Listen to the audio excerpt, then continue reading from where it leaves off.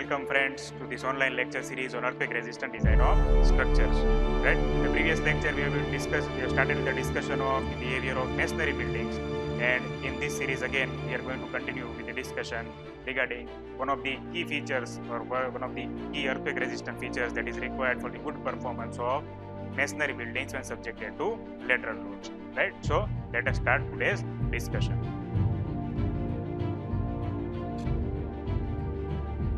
Right, in the previous lecture now we have seen that that there are three key components for a masonry building. That is, the load is transferred from the roof to the walls, from the walls to the foundation below, right?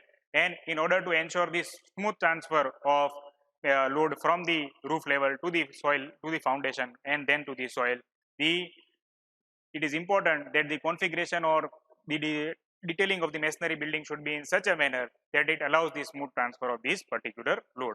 And this smooth transfer can be ensured only if proper detailing is done for these masonry buildings. And under this particular series, we have seen that the selection or the provision of horizontal bands has played an important role in the smooth functioning of masonry buildings. That is what we had discussed in the last class, right? So we are in today's session we are going to continue from that particular earthquake resistant feature only, right? So in the previous class we have discussed that horizontal bands is one of the most important components for the good performance of masonry buildings when subjected to lateral load. Why it is a good component? We have seen that these provisions of plinth band, lintel band and the roof band are going to ensure that the entire masonry building is going to act as a single unit. Why? Because it is going to tie all these walls together, and it will be like providing a close belt around the cardboard boxes, right? If the cardboard box is kept as it is, then what is going to happen is that the stiffness of the box will not be there. But if you are going to provide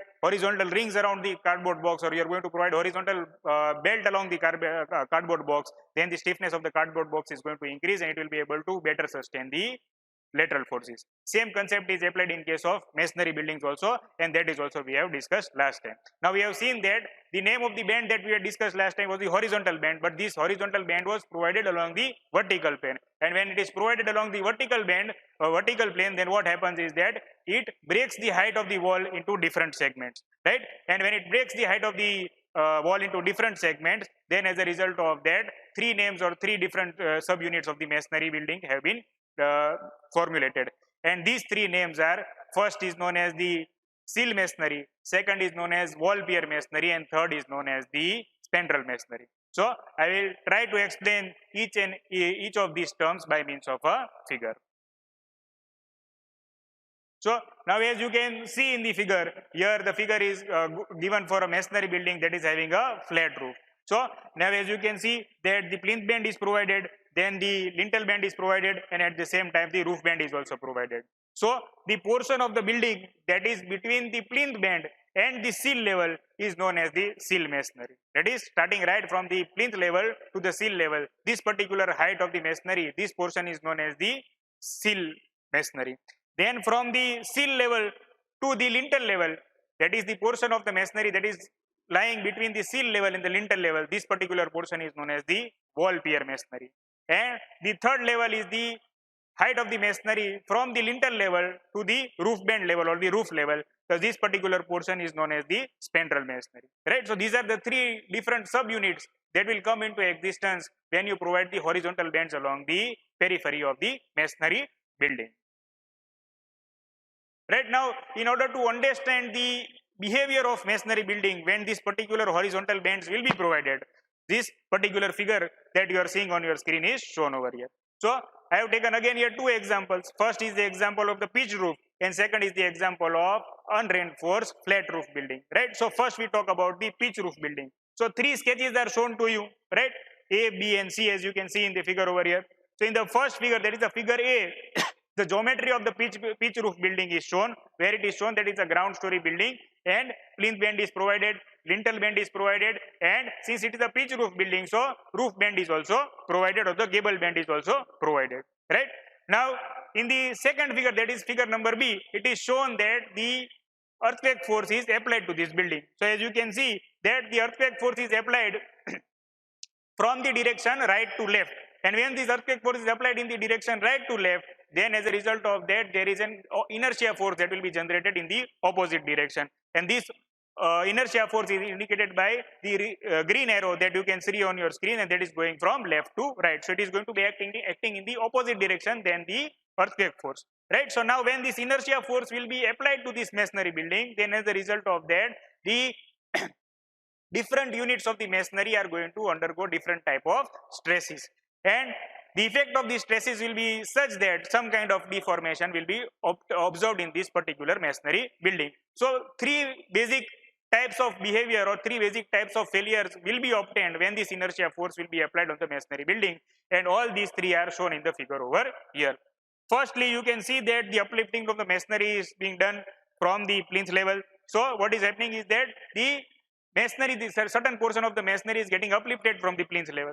Then the second portion is showing that the crushing of masonry will be there, and that will be adjacent to the openings in the wall, that is near to the windows and to the doors. And the third thing that you are seeing is the rocking of the pier. That is also going to be possible when these particular divisions are going to be done, right? So now if you try and understand the science behind these particular three types of failure, then we can see that whenever the horizontal force will be applied, and as a result of that the inertia force will be acting on the masonry building, then first of all what will happen is that the wall pier that is located that in the wall pier masonry level, right, these wall piers will be undergoing the rocking effect, and since it will be undergoing the back and forth action, right, and due to this back and forth action, what is going to happen is that it will get separated from the height, or it will get separated from the masonry that is below the wall pier and that is above the wall pier, and only possibility or only the possibility of connection will be between the diagonal ends, right? And due to this disconnection between the below wall and the upper wall, as a result of that, what is going to happen is that there might be some crushing effect that will come into picture due to this back and forth continuous action that is going to take place. So that is how the crushing effect in the wall pier will be explained, right? Then the second case is regarding the rocking of the pier. Now rocking of the pier will take place when the section of the wall pier is slender and the height or the weight of the wall section that is above it, that is in the spandrel masonry, will be less.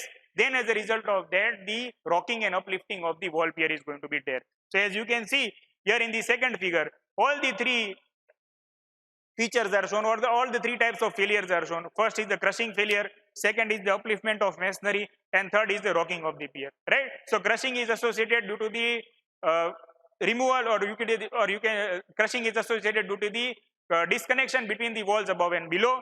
Then the rocking and the uplifting is due to the slender section of the wall pier and less weight of the masonry above. So if we can have a solution for this particular reasons, then we can ensure good performance of the masonry building. Then the other type of failure that is in the figure number C that is shown, that is shear failure. Now this failure is very common that we see in all kinds of ground story buildings, or you can say masonry buildings, right?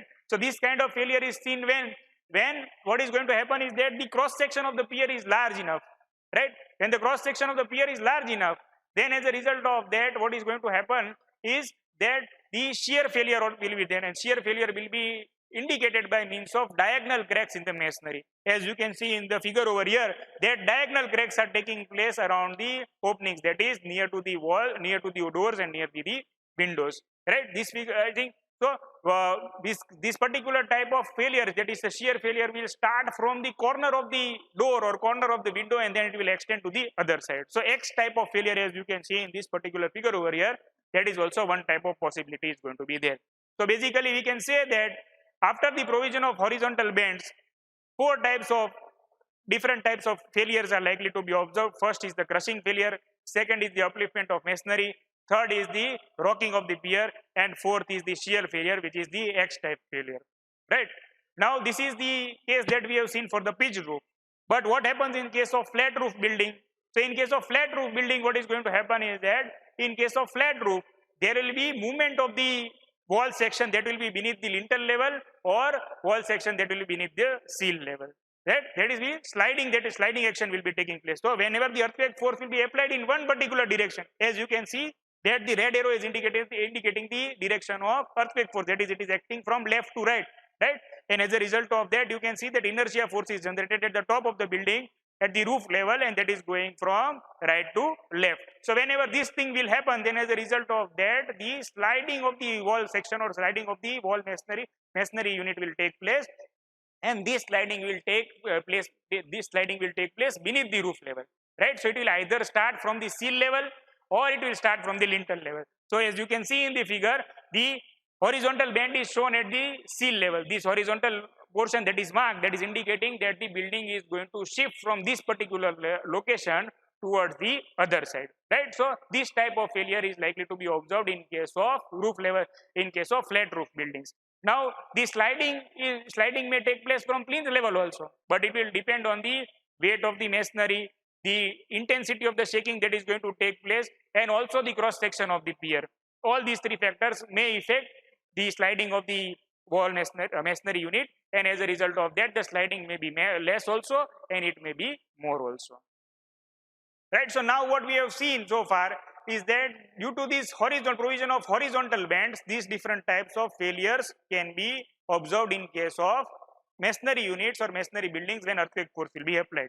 Right. So now what we want that we want to ensure that the performance of the masonry building should further be enhanced, and in order to further enhance the performance of masonry buildings under the effect of lateral loads, another option that the Indian standard, that is IS 4326 is suggesting, is the provision of vertical bands. And what it is saying is that the embedding vertical reinforcement in the edges of the wall piers and anchoring them in the foundation, that is at the plinth level, that is the plinth band, and also at the roof level, that is the roof band, will enhance the performance of the wall pier. How it will enhance? Because what is going to happen is that the slender section of the masonry wall is going, as we have seen earlier, that the wall pier is slender, and due to this slenderness, it is undergoing the rocking effect. But what is going to happen when you are going to provide the vertical reinforcement? Then due to the provision of vertical reinforcement along the edges of this wall pier, the rocking action will be converted into the bending action. So it is going to give a more stable performance as compared to that of the rocking action. Second, what is going to happen, that the cross section, that is the width of the cross section, is going to increase. So as a result of that, the capacity of the cross section of wall pier to resist the lateral forces is also going to increase, right? So that is right, in wider wall piers, the vertical bar enhancement, their capability to resist the horizontal force is better, and as a result of that, the shear force or the shear cracking that we saw, that can be also avoided, right? So two problems are answered over here. First thing is that it is going to convert the rocking action into the bending action. Second, the slender cross section is going to get converted into a wider cross section, and as a result of that, the moment resistance capacity of that particular section or the axial resistance capacity of that particular section is going to increase. And when the axial capacity will be increased, then as a result of that, what is going to happen is that the diagonal cracking or the shear cracking that we observe in case of masonry buildings, that is also going to get delayed. Further, the advantage is going to be such that if you can avoid the yielding of this particular bar in tension mode, then if the yielding of this bar is going to be avoided, then as a result of that, the other advantage that is going to happen is that the sliding action that we saw in the case of flat roof buildings, that also can be reduced, and as a result of that, the overall performance of the building can be enhanced when it is going to get subjected in case of lateral loads. So let us try to understand this particular type of detailing or the importance of the role of vertical bands by means of a figure over here. So again, we keep on talking about the earthquake resistant feature, right? Because we want our building to perform better in case of lateral loads. And that is why, just like in case of horizontal bands, we saw that that the importance of anchorage length or development length at the corners of the wall was very important in order to ensure that the effect of horizontal band is observed in the building. Similarly, here in case of vertical bands also, again another earthquake resistant feature is shown, and that is indicated here in the figure. Here, so again two types of figures are there, where the first figure is showing the sketch of a building having a pitched roof. Second figure is the figure of a building having a flat roof. So let us first talk about the pitch roof. So again, same type of geometry, ground story building, plinth band is shown, lintel band is shown, then roof band or the gable band is shown, right? So now in addition to these horizontal bands that you are seeing, vertical reinforcement is also provided. So what is the location of these vertical bands? If I look in the figure closely, then the vertical bands are provided at the corners, right? Then it is provided adjacent to the wall opening, adjacent to the door openings, and it is also provided adjacent to the window openings.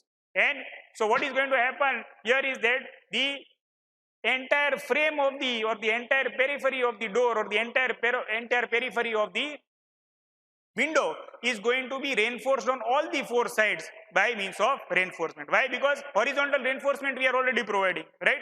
And as we have seen in the last lecture, horizontal band is there. So if you are providing lintel band and sill band, then automatically you have the reinforcement on the upper side and lower side of the window and upper side of the door. But when you are going to provide this vertical reinforcement also, that is you are showing, then on the left hand side of the window also, on the right hand side of the window, similarly on the left hand side of the door and on the right hand side of the door. So as you can see in this particular sketch over here, that the entire periphery of door and window is covered by reinforcement on all the four sides. And when this particular type of detailing will be done, then the corners of the opening are going to be less stress and it will be able to resist the forces in a better manner, and it will ensure good transfer of horizontal forces or safe transfer of horizontal forces from the roof level to the foundation level.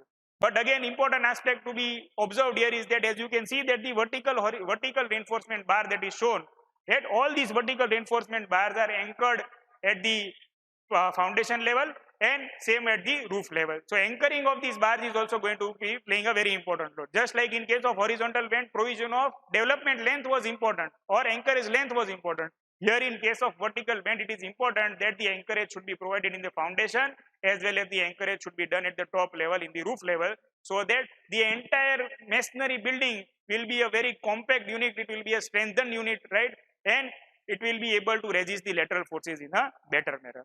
And same type of detailing is shown for flat roof building also in the second sketch, as you are seeing, where the vertical reinforcement is again provided at the corners around the periphery of the door and around the periphery of the window. And the application or the direction of earthquake load is also shown, and the direction of inertia force is also shown, which is going to be in the opposite direction that to the earthquake. And lastly, we have seen that diagonal cracking or shear failure around the openings of doors and windows is a very typical problem or a typical type of failure that we see in case of masonry buildings, that is ground story building or load bearing buildings. So in order to avoid this X type of failure or diagonal failure or shear failure, the good method of detailing is shown over here, and that is if you are going to provide reinforcement along the entire periphery of this window, then the performance, then the stresses along the window is going to greatly reduce, and as a result of that, it will help to safely transfer the horizontal load from the roof level to the foundation level. So again, two sketches are shown, where in the first case, the earthquake force is applied from left to right direction, and inertia force is applied from right to left direction.